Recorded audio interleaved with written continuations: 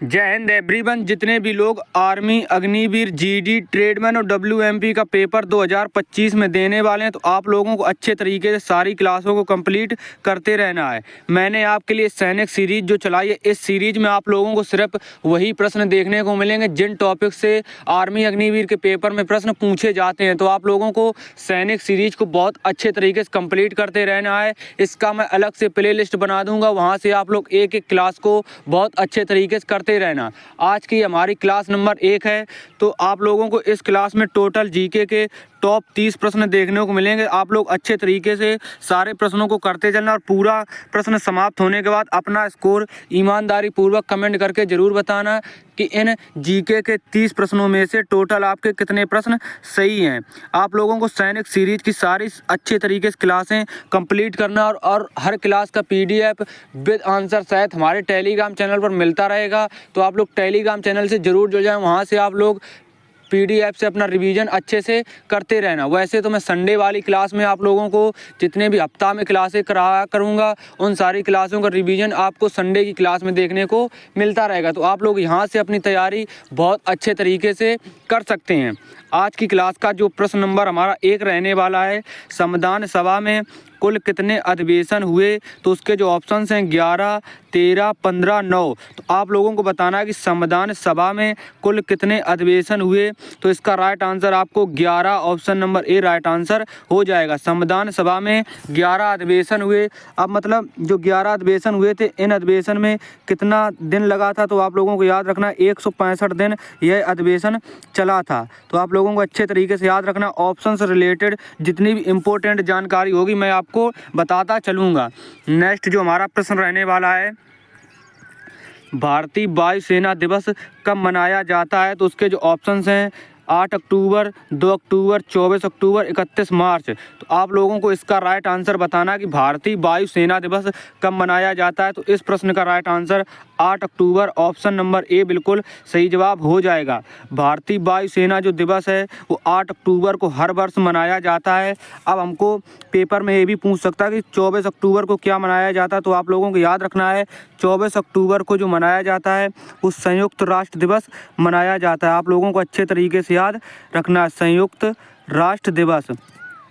तो ऑप्शन से रिलेटेड जितनी भी इम्पोर्टेंट जानकारी होगी मैं आपको बताता चलूँगा। आप लोग अच्छे तरीके से बस सैनिक सीरीज की जितनी भी मैं आपको क्लासें करा रहा हूँ, इन क्लासों को बहुत अच्छे तरीके से आप लोग तैयार करते चलना है और आप लोग पेपर 100% पास कर आओगे। जो जीडी ट्रेडमैन डब्ल्यूएमपी में जीके के 15 प्रश्न पूछे जाते हैं और जीएस के 15 प्रश्न पूछे जाते हैं। तो आप लोग यहाँ से अपना ये 15 प्रश्नों का पूरा स्कोर जरूर कर आओगे। मैं आप लोगों को सिर्फ वही टॉपिक कराऊंगा जो कि इंडियन आर्मी की ऑफिशियल नोटिफिकेशन जो आया था उनमें सिलेबस के बारे में बताया गया था। उन्हीं टॉपिक को मैं आपको अच्छे तरीके से कराने वाला हूँ। मैंने अलग से पूरा वीडियो बना दिया है कि आर्मी अग्निवीर के पेपर में कौन कौन से सिलेबस से मतलब कौन कौन से टॉपिक से प्रश्न पूछे जाते हैं। तो आप लोगों को अच्छे तरीके से यहाँ से क्लासें कंप्लीट करते रहना है। नेक्स्ट जो हमारा प्रश्न रहने वाला है, बीजू पटनायक हवाई अड्डा किस राज्य में है? तो उसके जो ऑप्शंस हैं पंजाब, राजस्थान, तमिलनाडु, उड़ीसा। तो आप लोगों को बताना है कि बीजू पटनायक हवाई अड्डा किस राज्य में है। तो इस प्रश्न का राइट आंसर आपको उड़ीसा ऑप्शन नंबर डी बिल्कुल सही जवाब हो जाएगा।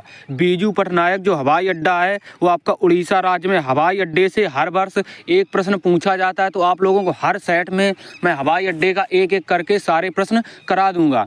नेक्स्ट जो हमारा प्रश्न रहने वाला है, जितने भी लोग चैनल पर नए हैं तो चैनल को सब्सक्राइब जरूर कर लें और वीडियो को लाइक भी कर दें। नेक्स्ट जो हमारा प्रश्न रहने वाला है, कांग्रेस का प्रथम अधिवेशन कहाँ आयोजित हुआ? तो उसके जो ऑप्शंस हैं कलकत्ता, मुंबई, मद्रास, इलाहाबाद। तो आप लोगों को बताना जो कांग्रेस का प्रथम अधिवेशन हुआ था वो कहाँ पर आयोजित हुआ था। तो आप लोगों को इस प्रश्न का राइट आंसर अच्छे तरीके से Bombay option number B right answer हो जाएगा। कांग्रेस का जो प्रथम अधिवेशन हुआ था वो बम्बई में आयोजित किया गया था। नेक्स्ट हमारा प्रश्न रहने वाला है, ओणम त्यौहार किस राज्य का है? तो उसके जो ऑप्शंस हैं बिहार, तमिलनाडु, राजस्थान, केरल। तो आप लोगों को बताना है कि ओणम त्यौहार किस राज्य का है। तो इस प्रश्न का राइट आंसर आपको अच्छे तरीके से याद रखना है। ओणम त्यौहार केरल राज्य का है, तो option number D right answer हो जाएगा। नेक्स्ट प्रश्न रहने वाला है भारतीय खेलों का सर्वोच्च अवार्ड कौन सा है, तो उसके जो ऑप्शन है मेजर ध्यानचंद अवार्ड, ध्यानचंद, भारत रत्न, इनमें से कोई नहीं। तो आप लोगों को भारतीय खेलों का सर्वोच्च अवार्ड बताना है कि कौन सा है। तो इस प्रश्न का राइट आंसर आपको major Dhyanchand award, option number A बिल्कुल सही जवाब हो जाएगा। अब हमसे पेपर में पूछ सकता है जो मेजर ध्यानचंद अवार्ड दिया जाता है इसमें कितनी राशि दी जाती है, तो आप लोगों को अच्छे तरीके से याद रखना है। इसमें 25 लाख की राशि दी जाती है, प्लस आपको एक पदक भी दिया जाता है। अब हमसे पेपर में पूछ सकता है कि जो मेजर ध्यानचंद अवार्ड है ये कब शुरू किया गया था, इसकी शुरुआत कब हुई थी। तो आप लोगों को याद रखना है इसकी शुरुआत 1991 से 92 के बीच में हुई थी। तो आप लोगों को अच्छे तरीके से ये डेट भी याद रखनी है। इसकी शुरुआत जो आप लोगों की हुई थी 1991 से 1992 के बीच में हुई थी। ऑप्शन से रिलेटेड जितनी भी इम्पोर्टेंट जानकारी होगी वो सारी जानकारी मैं आप लोगों को बहुत अच्छे तरीके से समझाता चलूँगा, तो आप लोग अच्छे तरीके से कॉपी पर नोट करते चलना। नेक्स्ट जो हमारा प्रश्न है ज्ञानपीठ पुरस्कार की शुरुआत कब हुई, तो उसके जो ऑप्शन है 1966, 1965, 1947, 1942। तो आप लोगों को बताना कि ज्ञानपीठ पुरस्कार की शुरुआत कब हुई। तो इस प्रश्न का right answer 1965, option number B बिल्कुल सही जवाब हो जाएगा। अब जो ये ज्ञानपीठ पुरस्कार है इसमें कितनी राशि दी जाती है, तो आप लोगों को अच्छे तरीके से याद रखना है। कभी कभी हमसे पेपर में पूछ लेता है कि इसमें कितनी राशि दी जाती है। तो इसमें जो राशि दी जाती है वो 11 लाख रुपए की राशि दी जाती है। और ये जो ज्ञानपीठ पुरस्कार है किस क्षेत्र में दिया जाता है, आप लोगों को ये भी याद रखना है कि किस क्षेत्र में दिया जाता है। तो ये जो ज्ञानपीठ पुरस्कार है इस साहित्य के क्षेत्र में दिया जाता है। तो आप लोगों को अच्छे तरीके से याद करते चलना। आप लोग पूरा क्लास समाप्त होने के बाद अपना स्कोर तो कमेंट में बताएंगे ही, और साथ ये भी कमेंट करके बताना कि ये क्लास आपको कैसी लग रही है आप लोग। नेक्स्ट जो हमारा प्रश्न रहने वाला है साइमन कमीशन वापस जाओ यह नारा किसका है। नारे से एक प्रश्न पेपर में 100% पूछता है। तो आप लोग नारे से रिलेटेड जितने भी प्रश्न होंगे मैं आपको एक एक करके सभी क्लासों में कराता चलूँगा। तो साइमन कमीशन भारत जाओ यह नारा किसका है, तो उसके जो ऑप्शंस हैं लाला लाजपत राय, राम प्रसाद बिस्मिल, बाल गंगाधर तिलक, लाल बहादुर शास्त्री। तो आप लोगों को बताना है कि साइमन कमीशन वापस जाओ यह नारा किसका है। तो इस प्रश्न का राइट आंसर बिल्कुल जो सही जवाब होगा वो Lala Lajpat Rai, option number A बिल्कुल सही जवाब हो जाएगा। साइमन कमीशन वापस जाओ यह नारा लाला लाजपत राय का है। अब आपको एक जो नारा अच्छे तरीके से याद रखना है, जय जवान जय किसान का नारा लाल बहादुर शास्त्री ने दिया था। तो आप लोगों को अच्छे तरीके से याद रखना है जो जय जवान है, जय जवान और जय किसान का नारा लाल बहादुर शास्त्री ने दिया था। तो आप लोगों को अच्छे तरीके से याद रखना है। वैसे यहाँ पर मतलब लिखने की ज़्यादा जगह नहीं है, तो आप लोगों को मैं मतलब लिखकर ज़्यादा नहीं बता पाऊँगा। तो जो इम्पोर्टेंट जानकारी होगी मैं आपको बताता चलूँगा। तो आप लोगों को अलग से याद रखना है लाल बहादुर शास्त्री ने जो नारा दिया था जय जवान जय किसान का दिया था, और साइमन कमीशन वापस जाओ यह नारा लाला लाजपत राय का था। तो आप लोगों को अच्छे तरीके से सारी चीज़ों को याद रखना है। नेक्स्ट जो हमारा प्रश्न रहने वाला है सार्क का मुख्यालय कहाँ स्थित है। तो उसके जो ऑप्शंस हैं जकार्ता, पेरिस, न्यूयॉर्क, काठमांडू। तो सार्क का मुख्यालय कहाँ स्थित है, तो इस प्रश्न का राइट आंसर आपको काठमांडू अच्छे तरीके से याद रखना है। ऑप्शन नंबर डी बिल्कुल सही जवाब हो जाएगा। काठमांडू कहाँ की राजधानी हमसे पेपर में पूछ सकता है। तो काठमांडू नेपाल की राजधानी आप लोगों को अच्छे तरीके से याद रखना है। काठमांडू नेपाल की राजधानी और सार्क का मुख्यालय काठमांडू में स्थित है। नेक्स्ट हमारा प्रश्न रहने वाला है, आप लोग बाद में कमेंट करके ज़रूर बताना कि ये क्लास आपको कैसी लग रही है। बहुत इंपॉर्टेंट प्रश्न देखने को मिलेंगे। नेक्स्ट हमारा प्रश्न है अयोध्या शहर किस नदी के किनारे बसा है। तो उसके जो ऑप्शंस हैं सरयू, यमुना, गंगा, महानदी। तो अयोध्या शहर किस नदी के किनारे बसा है, तो इसका राइट आंसर सरयू बिल्कुल सही जवाब हो जाएगा। Option number. नेक्स्ट हमारा प्रश्न जो रहने वाला है किस देश ने सबसे अधिक बार विश्व कप जीता है, फीफा विश्व कप जीता है। तो आप लोगों को बताना है। तो उसके जो ऑप्शन हैं इंग्लैंड, ब्राज़ील, जर्मनी, फ्रांस। तो आप लोगों को इस प्रश्न का राइट आंसर बताना है कि किस देश ने सबसे अधिक बार फीफा विश्व कप जीता है। तो इसका राइट आंसर आपको ब्राज़ील, ऑप्शन नंबर बी बिल्कुल सही जवाब हो जाएगा। और कितनी बार जीता है, तो आप लोगों को अच्छे से याद रखना है 5 बार ब्राज़ील ने फीफा विश्व कप जीता है। नेक्स्ट जो हमारा प्रश्न रहने वाला है प्रश्न नंबर नेक्स्ट वो सर्वेंट ऑफ इंडिया सोसाइटी के संस्थापक कौन थे? तो उसके जो ऑप्शन हैं गोपाल कृष्ण गोखले, आगा खां, सुभाष चंद्र बोस, महात्मा गांधी। तो सर्वेंट ऑफ इंडिया सोसाइटी के संस्थापक कौन थे? तो आप लोगों को इसका right answer Gopal Krishna Gokhale, option number A बिल्कुल सही जवाब हो जाएगा। नेक्स्ट हमारा जो प्रश्न रहने वाला है, भारतीय राष्ट्रीय कांग्रेस की स्थापना कब हुई? तो उसके जो ऑप्शन हैं 1885, 1867, 1875, 1873। तो आप लोगों को बताना है कि भारतीय राष्ट्रीय कांग्रेस की स्थापना कब हुई। इस प्रश्न का राइट आंसर आपको अच्छे तरीके से याद रखना है। 1885 में भारतीय राष्ट्रीय कांग्रेस की स्थापना हुई थी। अब आप लोगों को पेपर में जैसे 1867 है तो 1867 में जो हुई थी वो प्रार्थना समाज की स्थापना हुई थी। आप लोगों को अच्छे तरीके से याद रखना है। 1867 में प्रार्थना समाज की स्थापना हुई थी। आप लोगों को जितनी मैं अलग से बता रहा हूँ चीज़ें, वो सारी चीज़ें आप लोगों को कॉपी पर नोट डाउन करते रहना। ये मोस्ट इम्पोर्टेंट मैं बात आपको बता रहा हूँ, जो मैं अलग से बता रहा हूँ वो भी पेपर में पूछा जा सकता है। नेक्स्ट हमारा प्रश्न रहने वाला है, फॉरवर्ड ब्लॉक की स्थापना किसने की? तो उसके जो ऑप्शन है राजा राम मोहन राय, विलियम जिन्स, देवेंद्र नाथ ठाकुर, सुभाष चंद्र बोस। तो फॉरवर्ड ब्लॉक की स्थापना किसने की? तो इस प्रश्न का राइट आंसर आपको अच्छे से याद रखना है। सुभाष चंद्र बोस ने फॉरवर्ड ब्लॉक की स्थापना की थी। ऑप्शन नंबर डी बिल्कुल सही जवाब हो जाएगा। इसकी जो स्थापना हुई थी फॉरवर्ड ब्लॉक की कब हुई थी? तो आप लोगों को अच्छे तरीके से याद रखना है। इसकी स्थापना 1934 में की गई थी। तो आप लोगों से पेपर में ये भी पूछ सकता है कि फॉरवर्ड ब्लॉक की स्थापना कब हुई थी। तो आप लोगों को अच्छे से बता देना कि 1934 में फॉरवर्ड ब्लॉक की स्थापना सुभाष चंद्र बोस ने की थी।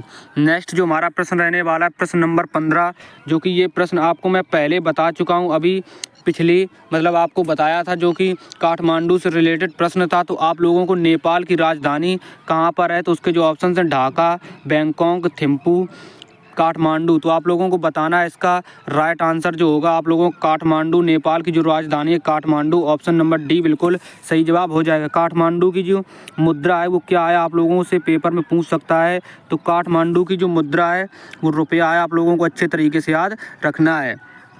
नेक्स्ट प्रश्नों में ज़्यादा हम समय नहीं लगाएंगे, सिर्फ आपकी मैं प्रश्न की बात कर रहा हूँ, इधर उधर की बातें नहीं कर रहा हूँ। तो आप लोग अच्छे तरीके से सारी बातों को हमारी समझते चलना। जितनी भी बात होती है मैं प्रश्न से रिलेटेड ही करता हूँ, बाकी फालतू की कोई भी बात नहीं करता हूँ। नेक्स्ट जो हमारा प्रश्न रहने वाला है, भारत किस देश के साथ सबसे लंबी भूमि साझा करता है? तो आप लोगों को बताना है। तो उसके जो ऑप्शन हैं नेपाल, बांग्लादेश, पाकिस्तान, अफगानिस्तान। तो भारत किस देश के साथ सबसे लंबी भूमि साझा करता है?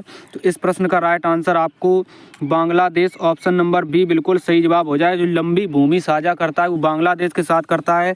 कितनी करता है? तो आप लोगों को अच्छे से याद रखना है, ये करता है 4096 किलोमीटर की भूमि साझा करता है। तो आप लोगों को अच्छे तरीके से याद रखना है। और सबसे कम साझा करता है वो अफगानिस्तान के साथ भारत करता है।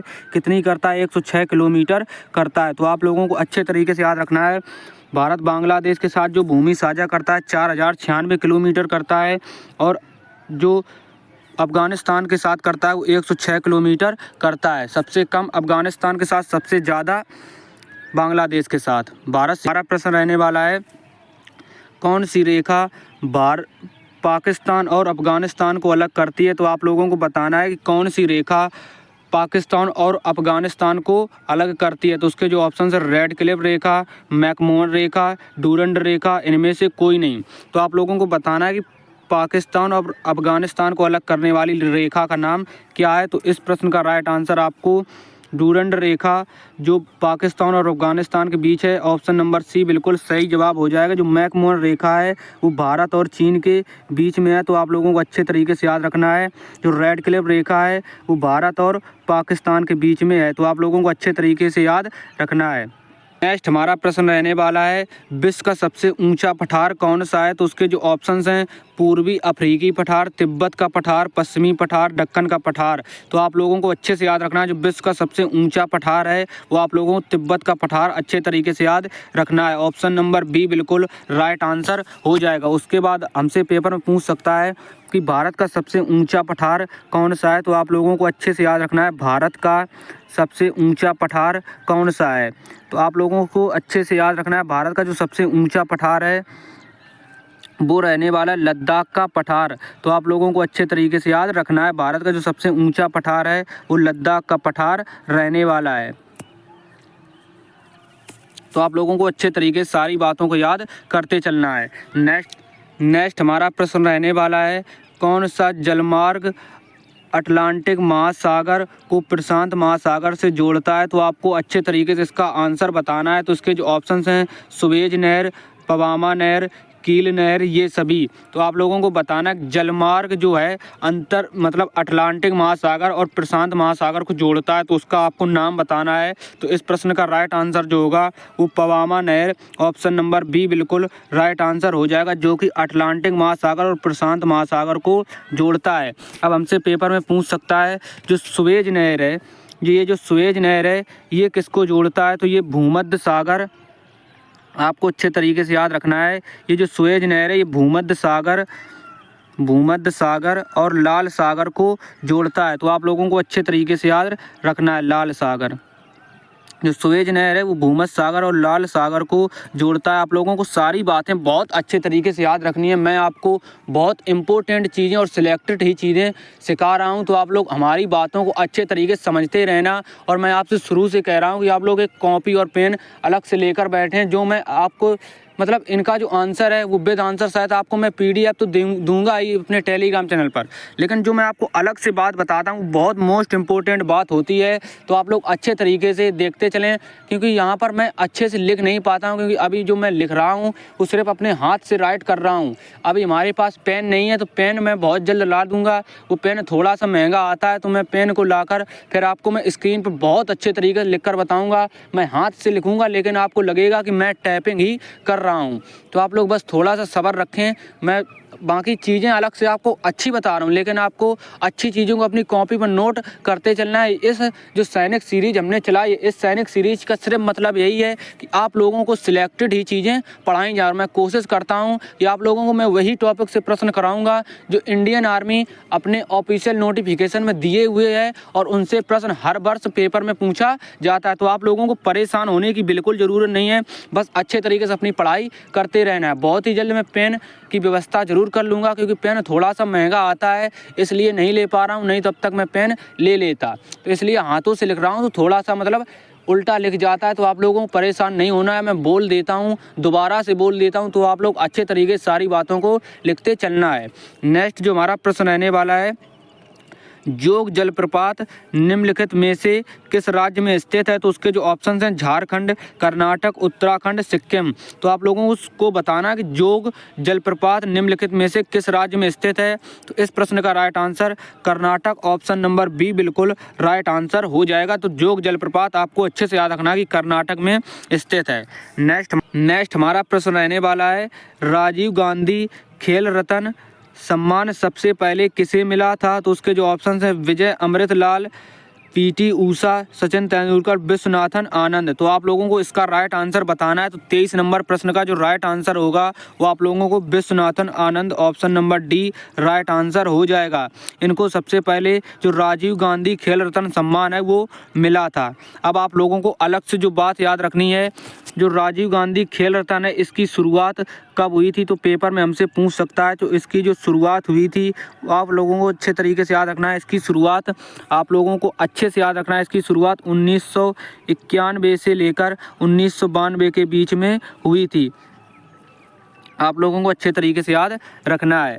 नेक्स्ट जो हमारा प्रश्न रहने वाला है, प्रश्न नंबर 24, निम्नलिखित में से किस दिन विश्व जल दिवस मनाया जाता है। तो उसके जो ऑप्शन हैं 24 मार्च, 29 अगस्त, 8 मार्च, 5 सितंबर। तो आप लोगों को बताना है कि निम्नलिखित में से किस दिन विश्व जल दिवस मनाया जाता है। तो इस प्रश्न का राइट आंसर आपको अच्छे तरीके से याद रखना है।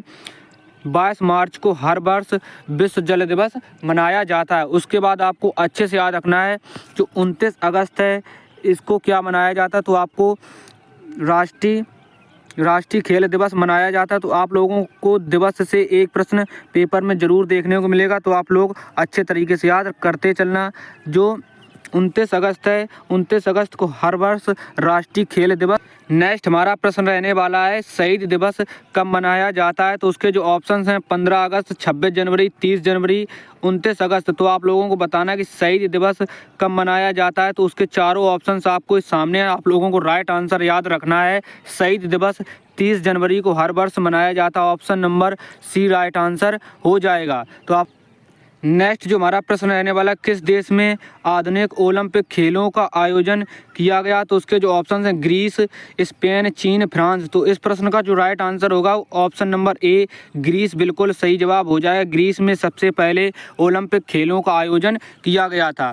नेक्स्ट हमारा जो प्रश्न रहने वाला है ओलंपिक ध्वज में छल्लों की संख्या कितनी होती है, तो उसके जो ऑप्शंस हैं 4, 3, 5, 7। तो आप लोगों को बताना कि ओलंपिक ध्वज में छल्लों की संख्या कितनी होती है, तो उसके जो ऑप्शंस हैं चारों आपके सामने हैं। तो आपको राइट आंसर याद रखना है। इसका जो राइट आंसर होगा वो आप लोगों का 27 नंबर प्रश्न का ऑप्शन नंबर सी बिल्कुल सही जवाब हो जाएगा। 5 होते हैं, तो आप लोगों से ऐसे जो बने होते हैं 5 ओलंपिक जो ध्वज में छल्ले बने होते हैं, वो ठीक इसी तरीके से 5 छल्ले बने होते हैं। तो आप लोगों को अच्छे तरीके से याद रखना है, जो ओलंपिक का ध्वज होता है उसमें छल्लों की संख्या 5 होती है। नेक्स्ट जो हमारा प्रश्न रहने वाला है प्रश्न नंबर 28, वो है रोवर्स कप किस खेल से संबंधित है, तो उसके जो ऑप्शन हैं टेनिस, हॉकी, फुटबॉल, बैडमिंटन। तो आप लोगों को बताना है कि रोवर्स कप किस खेल से संबंधित है, तो इस प्रश्न का जो राइट आंसर होगा आपको football, option number C right answer हो जाएगा। रोवर्स कप का जो संबंध है वो फुटबॉल खेल से, आप लोगों को अच्छे तरीके से याद रखना है। नेक्स्ट जो हमारा प्रश्न रहने वाला है दुनिया का सबसे ऊंचा युद्ध क्षेत्र कौन सा है, तो उसके जो ऑप्शंस हैं गंगोत्री ग्लेशियर, हरी पर्वत ग्लेशियर, सियाचिन ग्लेशियर, इनमें से कोई नहीं। तो दुनिया का सबसे ऊंचा युद्ध क्षेत्र कौन सा है, तो इस प्रश्न का जो राइट आंसर होगा वो Siachen glacier, option number C right answer हो जाएगा। ये दुनिया का सबसे ऊंचा युद्ध क्षेत्र है, तो आप लोगों को अच्छे तरीके से याद रखना है। नेक्स्ट जो हमारा प्रश्न रहने वाला है नर्मदा नदी का उद्गम स्थल कौन सा है, तो उसके जो ऑप्शन हैं अमरकंटक, सह्याद्री पहाड़ियाँ, मैकाल पहाड़ियाँ, महादेव पहाड़ियाँ। तो आप लोगों को नर्मदा नदी का उद्गम स्थल बताना है। उद्गम स्थल से एक प्रश्न पेपर में 100% पूछा जाता है, तो आप लोग अच्छे तरीके से इन प्रश्नों को करते चलना। इस प्रश्न का जो राइट आंसर होगा जो नर्मदा नदी का उद्गम स्थल है वो अमरकंटक से है, तो ऑप्शन नंबर ए राइट आंसर हो जाएगा। अब जो ये जो नदी है नर्मदा नदी, ये जो नर्मदा नदी है ये डेल्टा नहीं बनाती, डेल्टा ना बनाने वाली एक नदी है। तो आप लोगों को अच्छे तरीके से याद रखना है, ये डेल्टा ना बनाने वाली एक नदी है, तो आप लोगों को अच्छे तरीके से याद रखना है। ये एक ऐसी सिर्फ नदी है जो कि डेल्टा नहीं बनाती है, नर्मदा नदी। आप लोगों को अच्छे तरीके से याद रखना है। आप लोगों को 30 प्रश्न हो गए हैं, तो आप लोगों को इस प्रश्न का राइट आंसर आपको कमेंट करके बताना है। पूरा क्लास समाप्त हो गया है, तो आप लोगों को इस 31 नंबर प्रश्न का कमेंट करना है कि सारा मरुस्थल किस देश में स्थित है, तो उसके जो ऑप्शन हैं उत्तरी अफ्रीका, ऑस्ट्रेलिया, मैक्सिको, चीन। तो इस प्रश्न का राइट आंसर आपको कमेंट करके बताना है। आज की क्लास में हमने सैनिक सीरीज में टोटल जीके के 30 प्रश्न किए हैं मोस्ट इम्पोर्टेंट, और आप लोगों को अपना अब स्कोर ईमानदारी पूर्वक कमेंट करके बताना है कि इन जीके के 30 प्रश्नों में से टोटल आपके कितने प्रश्न सही हैं। आप लोग कमेंट करके ज़रूर बताना, और आप लोग अच्छे तरीके से अपनी पढ़ाई करते रहें। मैं आपको बहुत इंपॉर्टेंट प्रश्न करा रहा हूँ, तो आप लोग अच्छे तरीके से सारे प्रश्नों को याद करते चलना। तो आप लोग अपना स्कोर कमेंट में ज़रूर बताइएगा। तो चलिए मिलते हैं नेक्स्ट क्लास में, तब तक के लिए जय हिंद, जय भारत, वंदे मातरम।